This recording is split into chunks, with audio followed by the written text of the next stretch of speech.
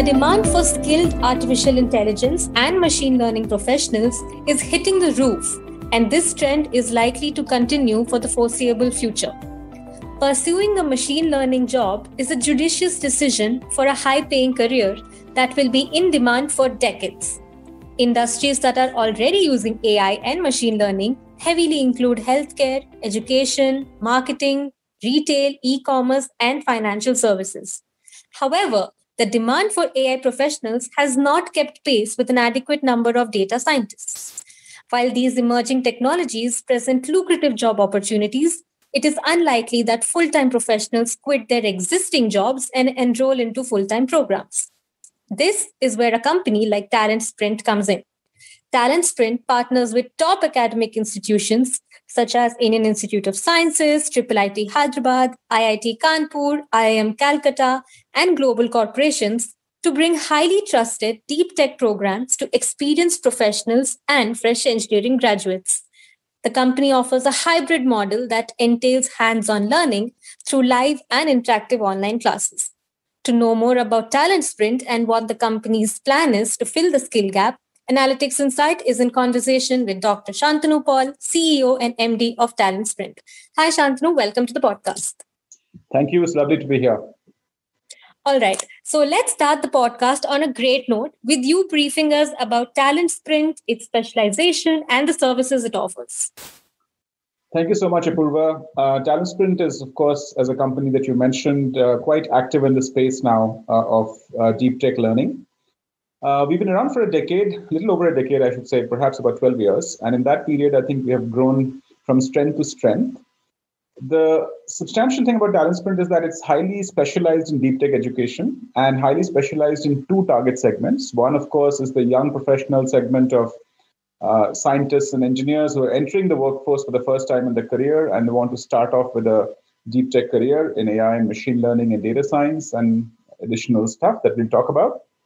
And the second category of target segment that we go after, that we specialize in, are working professionals who are in the industry for quite some time, let's say 5, 7, 10, or even 15 years, who are looking to upskill and reskill themselves and become really competent and capable of taking advantage of all the disruptive changes that are sweeping every industry today. So in some sense, we work with adults. We work with other 20-year-olds who are looking for a great career break in deep technology. And we also work with 30 and 40-year-olds who are trying to redefine and retool themselves, reinvent themselves in terms of the deep tech learning that they need to become highly successful in their ongoing careers. So in this 12 years of journey that TalentSprit has gone through, what was your proactive role in all of its activities? And, how did you contribute to the company and the industry?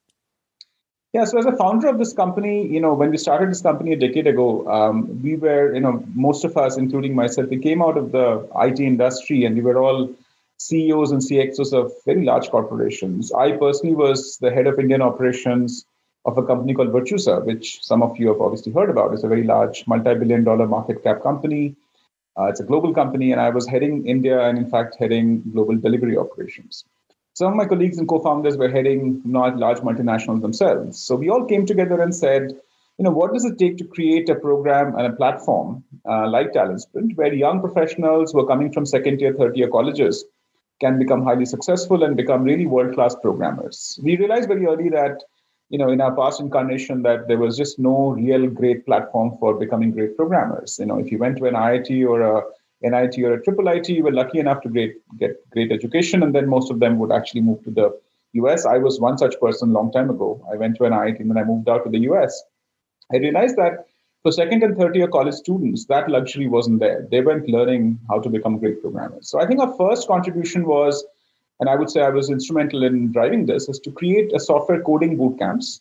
And these coding boot camps have stood the test of time. It's what TalentSprit is known for even today.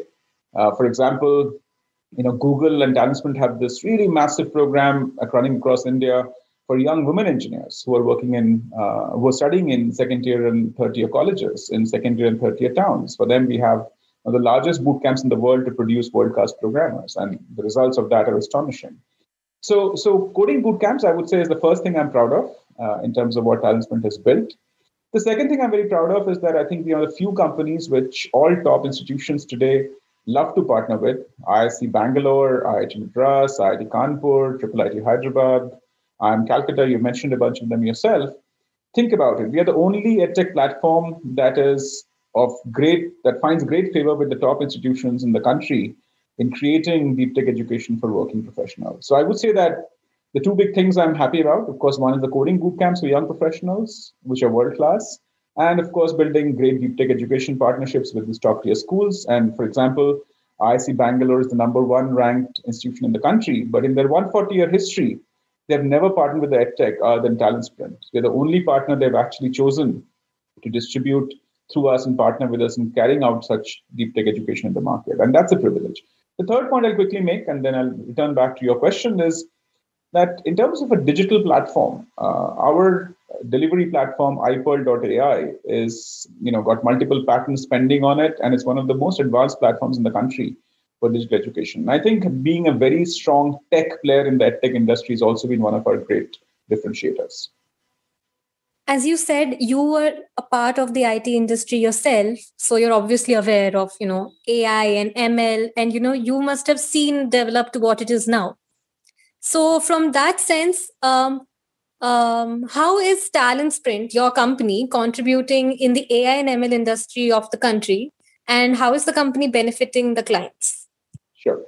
So it's actually a great question. AI has a long history as a subject. Artificial intelligence has been around for more than 50 years, and it's got multiple times in the history of computing that AI has made a major inroad. Like, for example, in 1997, I'm now going back a long time ago, when I was at IBM Research, IBM produced this great computer called Deep Blue, which beat Garry Kasparov. And that was a very momentous occasion where, for the first time, a chess-playing computer had beaten the world's reigning champion, and that to a Kasparov-level grandmaster who was always considered to be the best grandmaster of all time.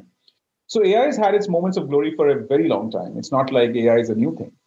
However, starting 2017 or maybe 2016, late last 5 years, AI has finally made it into the mainstream as a major technology. And when I talk about AI, I'm talking about machine learning, data science, deep learning, all various flavors of working with large-scale data, large-scale compute, and being able to predict a lot of things using AI. So in some sense, while AI has a long history, last 5 years has been momentous because worldwide, everybody's trying to learn AI and data science at the same time. So that's been the big change. It's finally gone from being a very esoteric, advanced computer science topic to a mainstream topic. Most of us are interacting with AI all the time without realizing it today as consumers, right? I mean, when we talk to a lot of chatbots, we're getting answers from systems. They're all, AI systems. Or you're taking a loan from a bank, it's an AI system that's deciding what rate you're getting your loan at, what's your term and condition, what is the chance of your default. All that is coming from AI. So in many ways, in various walks of life, you're dealing with AI, and now it's become mainstream. So now if you think about TalentSprit's contribution to the space of education, of AI and data science and machine learning, I think I'm very proud to say that we have perhaps one of the most impressive array of AI and machine learning programs. I'll give you some examples. IIIT Hyderabad and TalentSprit together launched the AI machine learning program in 2018, which is easily the most advanced premium program in machine learning because IIIT Hyderabad, which people often don't realize, is one of the most advanced machine learning labs in the country. In fact, in the world, some of the best researchers in machine learning are from IIIT Hyderabad. That program has had now 18 cohorts with close to 3,000 graduates that have been produced by TalentSprit and IIIT Hyderabad. That's program number one. You look at IISc Bangalore and TalentSprit's computational data science program. In its third cohort, massive demand, huge success stories of people coming from all over the industry to learn advanced data science from TalentSprit and IISc Bangalore. The third one I'm very proud of, which we launched recently, is with IIT Madras. Again, a very famous and very premier elite institution. Applied Data Science and Machine Intelligence is the program we launched with them with the Robert Bosch Center at IIT Madras. And of course, we have the fourth program called AI and Emerging Technologies for Young Professionals, which we offered in conjunction with IIT Hyderabad, which is among the new IITs, the only IIT which has made to the top 10 NRF ranking. So I've just given you 4 examples of world-class AI, machine learning, and data science programs that we're running today for the industry. You rightly pointed out in the beginning of this answer that AI is in the background of all of our lives in ways that we don't even realize that it is around us. Be it the chatbot that suddenly pops up when we open an e-commerce site, to even a lot of hiring websites now use AI-based algorithms to screen profiles and recruit people. And as you said, TalentSprint has created such excellent programs that are being appreciated by, universities and institutes of this country. So to create such programs, what was the thought process behind the innovation of these programs? How did these programs come about to be? And what are the key partnerships and involvements that drove the innovation to create such diverse programs? Yes. If you look at what's happened in the last 4-5 years, like I said, there has been a demand side and supply side evolution, which is very interesting and important to understand. On the demand side, it's a little more obvious. Like we said, sometime in 2017, the newspapers of the world started printing stories saying that automation is coming, AI is coming, all jobs are going to be threatened. And unless you are, AI compatible and you have learned some deep tech like AI or data science or blockchain, your future as a professional is highly, uncertain and perhaps even treacherous. So that kind of drove this whole psychology among working professionals to say that, look, we need to learn this new technology. One of the interesting observations I made in those days was that when I used to get in a plane before 2017, maybe I'm flying to Delhi or Bombay, and I would often see a lot of IT professionals who typically fly on these flights carrying this book in their hand called Project Manager certification. It's called the PMP certification, Project Management Professional. It's a very famous global certification. So everybody in the IT industry before 2017 was trying to appear for PMP exams and become a project manager, because the glory was in being a manager and not being a technologist. That's how the Indian IT service industry used to be until 2017. Since 2017 and this whole global, mad rush that people realize that automation is coming at a rate that is unprecedented and unexpected. And all of a sudden, the media created a sort of psychosis saying that, all of us need to learn this stuff. So professionals overnight dropped the idea of becoming project managers and said that, we want to all become AI and data science specialists. So then after that, I noticed that in the planes, people would get on and they would have these books, which were like AI books or data science books. So that was a clear shift in the Indian IT segment that we saw. That was the demand side change that happened, and happened very dramatically in 2017 onwards. On the supply side, there's a little more of a interesting nuanced story, which is more complex. And let me share that with you. Essentially, what has happened is the Indian government, which historically through the Ministry of HRD used to provide massive grants and huge amount of budget support to an ISC or an IIT or an NIT or an IIM, right? All these top institutions that we're all very proud of. We think of them as global institutions of repute. These institutions used to get 60, 70, 80% of their annual budgets through the government support. And therefore, they could charge very small amount of fees to students who are doing BTech or MBA in their institutions. And somehow 80% of the budget would magically appear through government grants. Well, guess what? I think this is not a news to anybody that across the country, state or government level, state level or the central level, the budgets are drying up. All our governments are under enormous stress. So behind the scenes, what's happened is the government of India has sent out signals to all these top institutions, the IITs and IIMs and ISCs, saying that, look, the days of us giving you this enormous amount of free funding or subsidy for your budget is going away. You can't expect 80% of your budget to come from government. Maybe you can cut it down to 60%, eventually cut it to 40%, and maybe 10 years from now, it'll go to 0%. The government wants to back out of supporting these top brands because government's view is that we don't have enough money. And secondly, even more important, government is turning and telling these institutions, you've been around for 60, 70, 80, 100 years, and you have a great brand. So why don't you monetize your brand and actually create executive education and charge money from working professionals who can afford to pay you? So then what happened was in the last 5 years, which was, on one side coinciding with this demand side change, the supply side directors of IITs and IIMs woke up and said, we need to take some of this great knowledge, expertise, research, consulting, wisdom we have in the institutions and take them out in executive education form. And then they realized that while they have the content and they have the professors, they don't have the platform, they don't have the technology to reach out to a large number of working professionals. They don't even know how to run a 24/7 learning program that has synchronous assessments, all done automatically, online, all that stuff, right?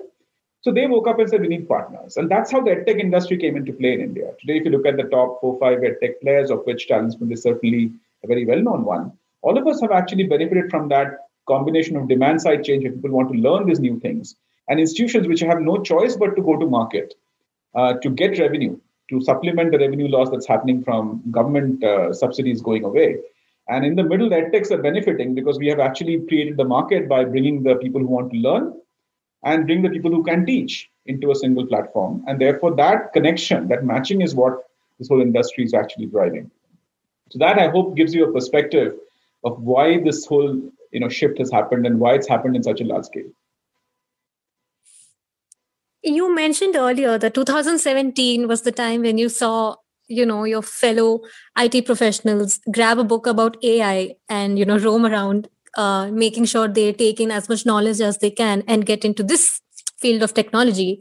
So in a way, AI made headlines and created the trend in India.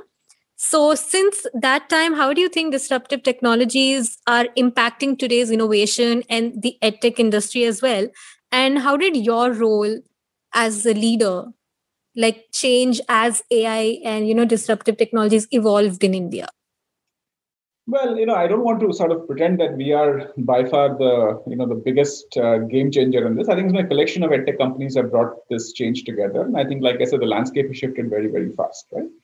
But I think it's very important to understand that, the disruption has come. Obviously, AI and data science has become very powerful. I mean, for example, The Economist, I think, wrote a story about 5-6 years ago saying that the data scientist is the most, I would say, aspirational job of the 21st century. That was like a big story. Then I think it was, Andrew Ng or one of these great computer scientists who said that AI is the next electricity, right? So that was like another big story. So all of these momentous events have kind of happened. I think autonomous cars happened, and then that was like a big thing. Then people realized that, computer vision has evolved where a computer can see things better than humans can see and detect. So all of these changes were happening at the same time. So at the same time, radiology and AI in medicine changed because now computers could detect tumors better than human radiologists. So all of this was happening at the same time. And it's all been kind of coming together at a very fast pace, right? So that's an important step that has been going on. So all of this kind of coming together. Now, if you look at TalentSprit in particular, and my personal role in this, I think we have been very credible. I think one of the things that differentiates us even from other edtech players in the deep tech space. First of all, we do deep tech with great amount of intensity. And by deep tech, I mean not just AI, not just machine learning, but beyond that. For example, at the same time that whole AI revolution has been going on around us, there's also been a cryptocurrency revolution. The financial markets are getting disrupted. At the same time, you've seen, huge amount of cyber hacking around the world. I mean, if you open any global paper, I mean, there is now this whole belief that the future of wars is going to be cyber wars. One country will attack the other cyber installations through cyber attacks, and we'll not see real wars anymore. We'll just see virtual wars or digital wars through cybersec. So you look at cybersecurity, you look at cryptocurrency, you look at blockchain that comes with cryptocurrency, you look at AI, you look at data science. There's a wide array of deep tech programs that have been made available. So now, if you look at TalentSprit's contribution, I think one thing we are truly good at is, as a company, I think this is where I can truly say we are a market leader, is our ability to detect a product that is needed. So I'll give you some 2-3 examples of that. Well before fintech was like a big area of focus, TalentSprit and IIM Calcutta launched fintech in 2018 or 19, early 19.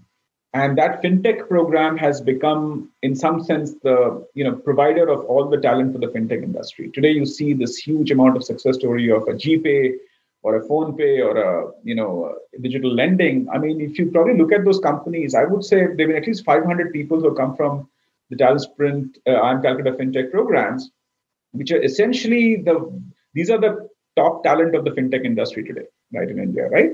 So that's been one of the examples where long before people thought fintech was cool, fintech was sexy, we said, what, this is an area that's going to transform. So we took deep tech and we married that with finance, and we said, at the intersection of finance and deep tech, we'll have fintech. And that program became a success story.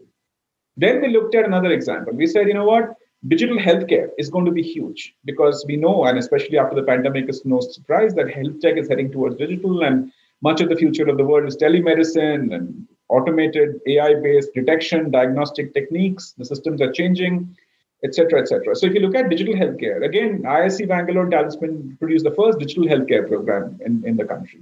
And the third example I'll give you is one that has just been announced, or perhaps not even been announced, going to be announced in a day or two, digital manufacturing and smart factories. Again, IISc Bangalore and TalentSprit.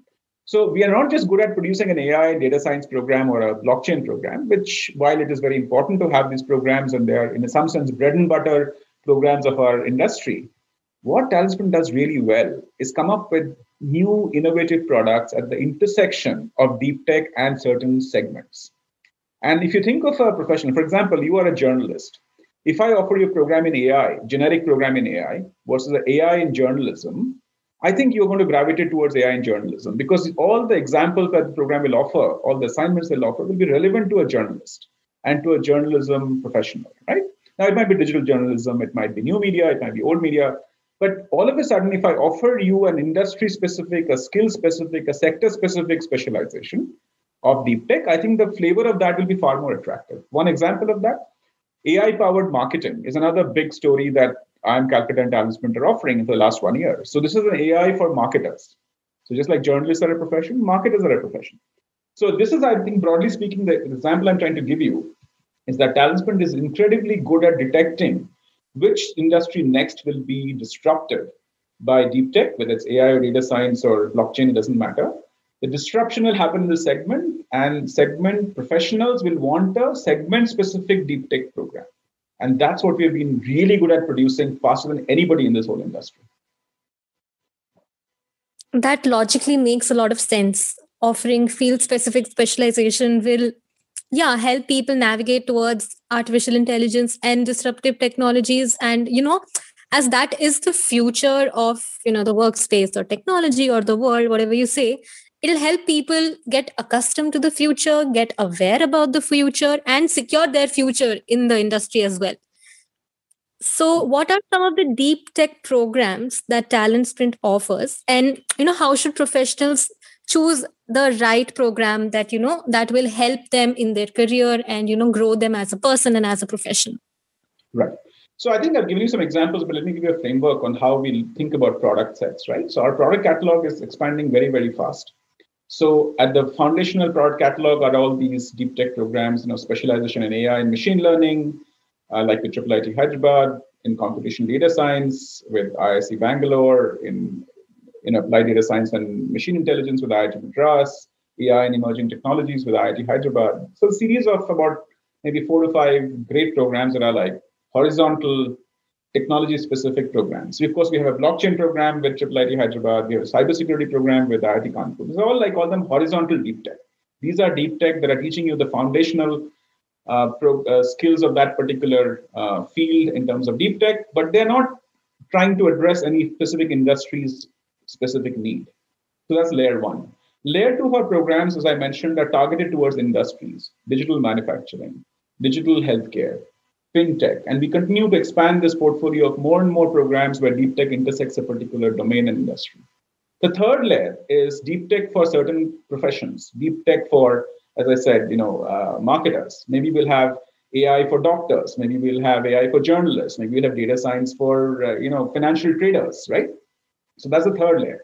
So we're building up our portfolio in these 3 layers. One is like foundational subject, deep tech knowledge. Second, deep tech for industries, then deep tech for professions, right? I might have cryptocurrency or blockchain for auditors, right?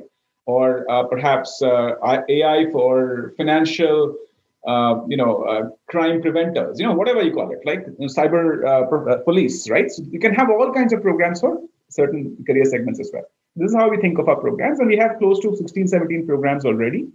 The speed at which we are going will have probably close to 30 programs in the next, few quarters. So that's how we think of the products as they're evolving, right?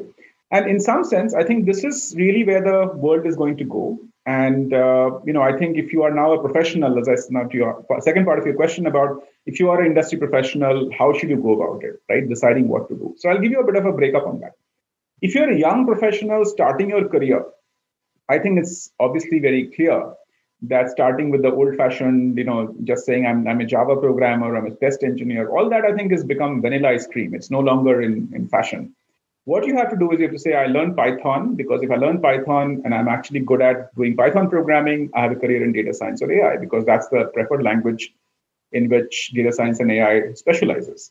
So you start off with a more nuanced career and more better choices of technology learning as a young professional, so you can position yourself in a career in AI and data science. On day one, no one's going to give you an AI and data science job, let's face it. But if you start with an engineer who can code in the right tools and technologies and programming languages, which are being adopted faster by data scientists and AI professionals, you're setting us up on a particular path. So that's an important point to make. The second area that's happening for young professionals, there's a global sweep on something called robotic process automation or digital process automation. All processes and industries are getting automated through robotic systems.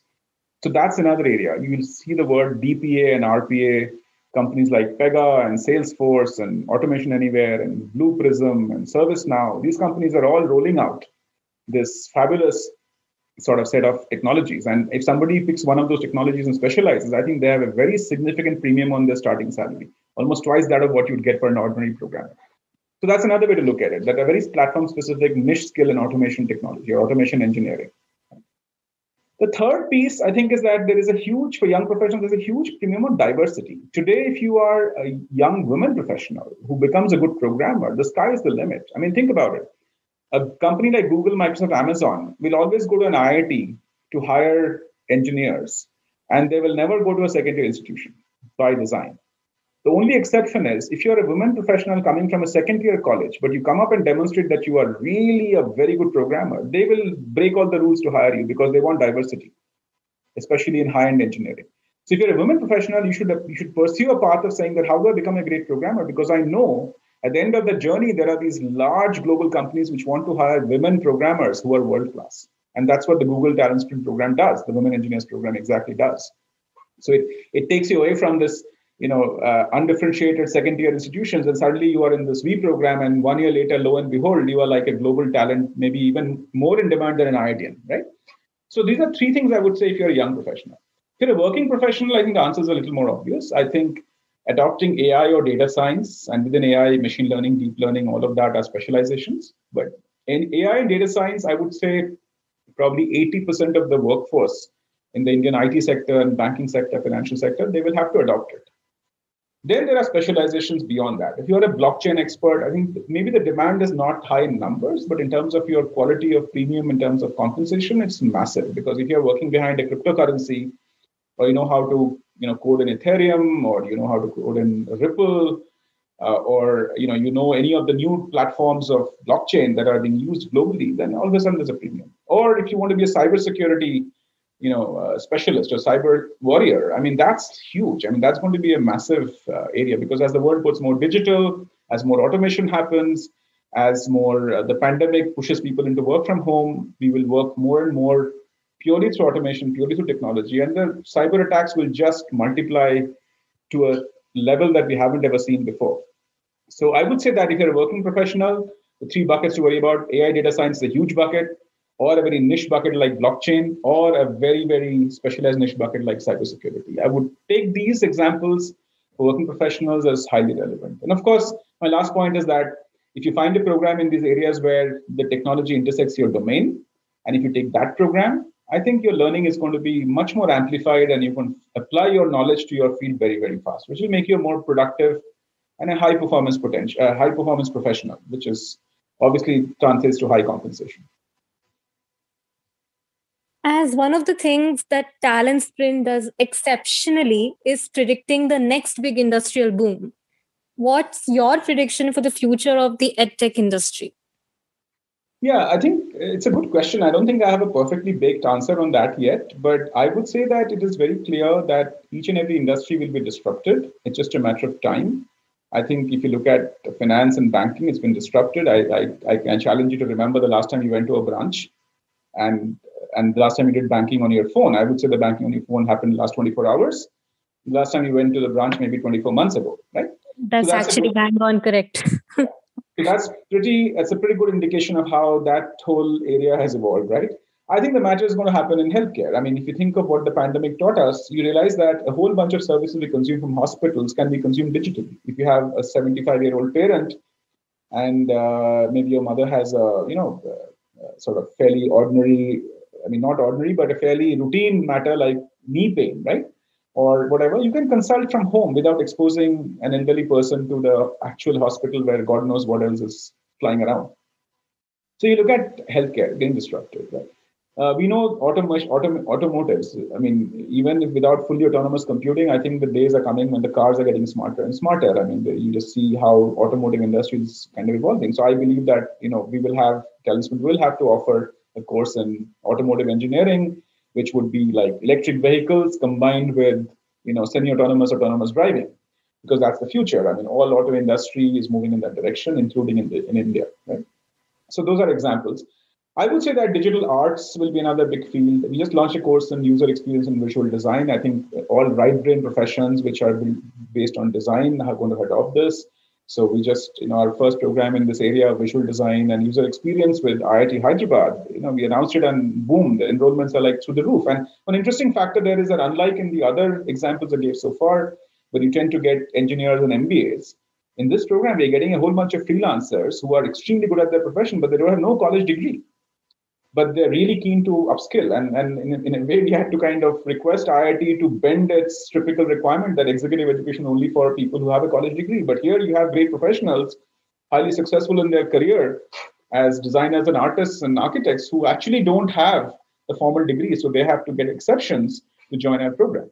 So I would say that left brain, obviously, right brain is going to happen. Then there'll come program for lawyers, program for doctors, programs for accountants. There's a whole theory that says in another 5 years, our auditors will not come to our office at all to do any auditing. They will just ask for a bunch of data and the systems will provide all the information. And the other side, there'll be a blockchain-based system to audit your company and it'll be over in like a few hours. And thank God for that, because we all hate going through weeks of audits. So I would say that I don't have a perfect answer where the next big boom will happen, but I can see booms happening everywhere, right? It's only the question of sequence and timing. What happens before another is a matter of, sometimes a matter of how the industry evolves. Sometimes industries evolve very fast. Like, for example, if you go back to 2016 to take our favorite year as we talk about it, demonetization happened. Until then, cash in pocket was important.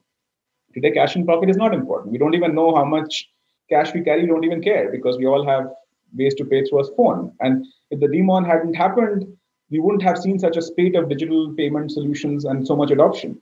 Similarly, if pandemic hadn't happened, I don't think healthcare would have gone digital so fast. And having gone there, it won't come back. If pandemic hadn't happened, Edtech wouldn't have grown this fast. Education wouldn't have gone digital so fast. So sometimes it's hard to predict because you don't know what the next big,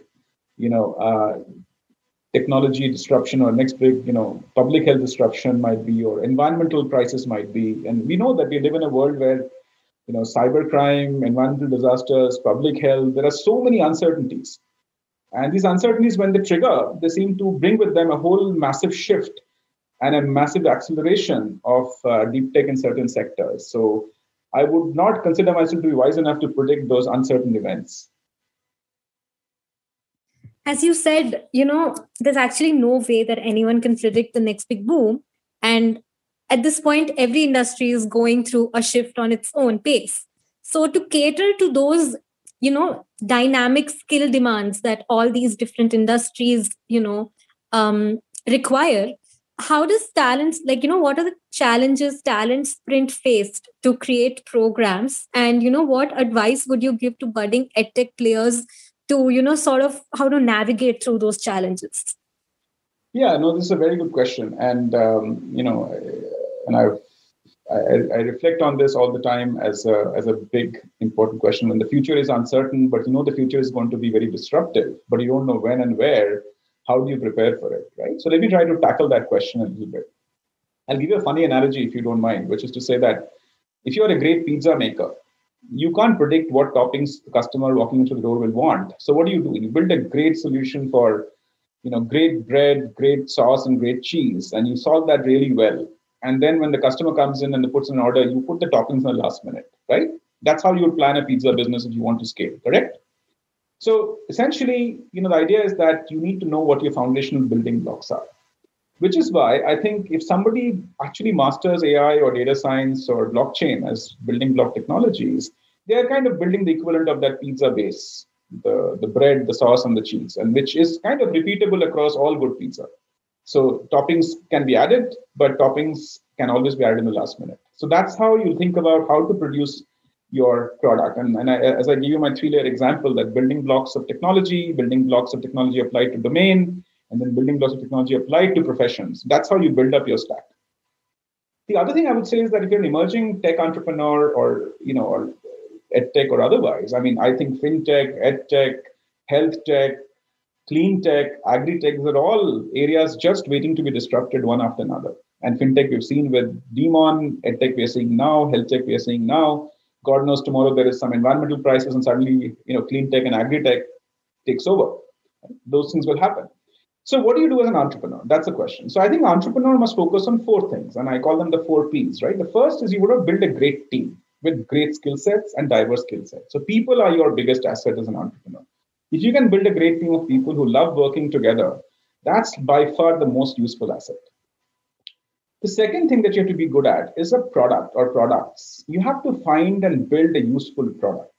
And the product is something that solves a real problem. I gave you an example earlier to say, in TalentSprit's case, the real product was understanding that the market was coming from the demand side to learn deep tech, and there was a B2C market evolving. And on the supply side, we were able to see that there are these institutions in great need for increasing revenue and trying to go to market. And somebody had to be in the middle to kind of match that demand and supply.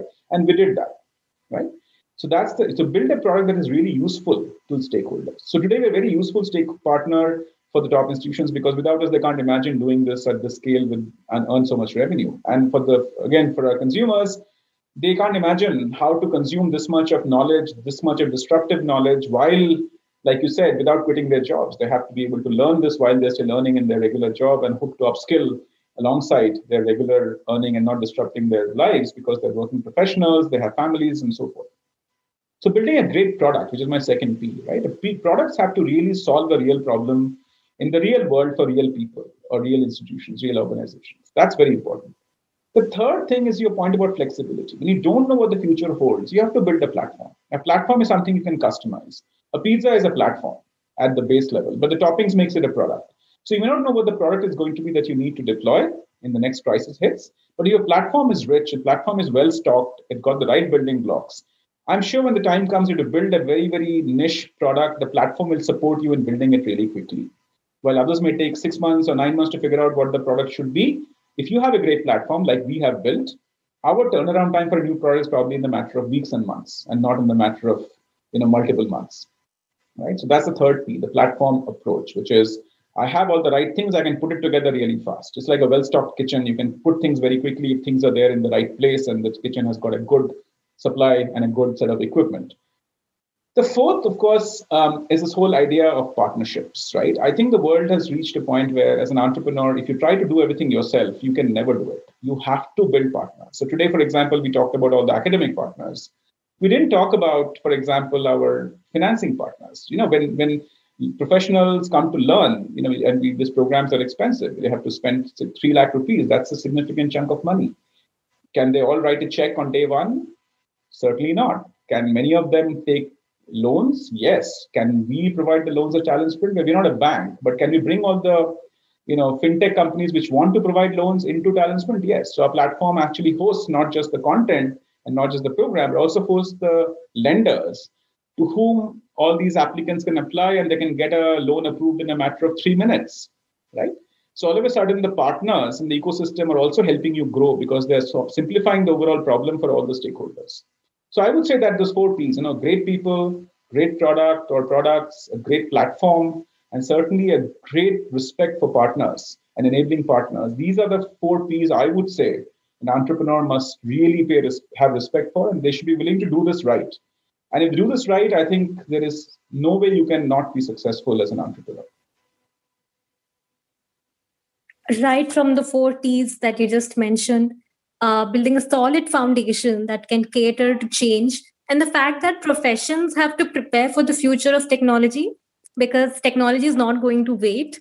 And how TalentSprit offers courses or programs that cater to field specific tech courses are like some of the insights I'm sure our listeners will contemplate about.